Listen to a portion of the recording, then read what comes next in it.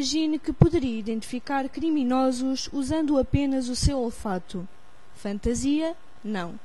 Atualmente esta é uma ideia que tem vindo a tomar forma e poderá vir a tornar-se num ponto de viragem nas investigações criminais. Esta investigação nasceu no centro do PsyLab na Universidade de Aveiro e pretendeu aliar dois princípios, o medo e o olfato, tentando criar uma possível aplicação no contexto forense.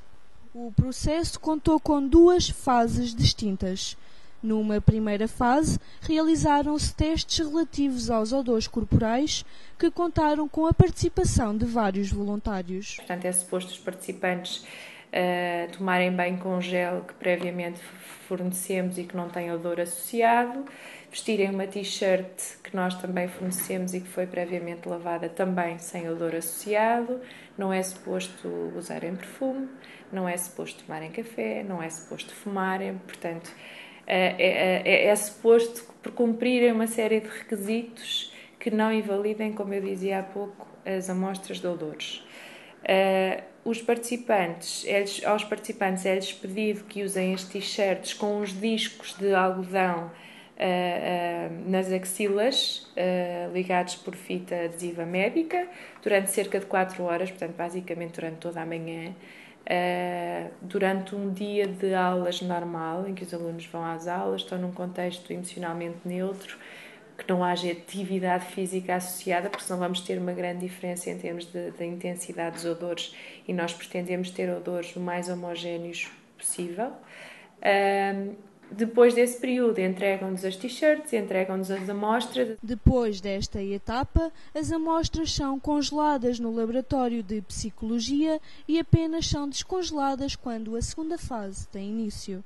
Nesta última fase, os 80 voluntários são divididos em 2 grupos que irão visualizar filmes de crime ou filmes neutros com a duração de 1 minuto cada.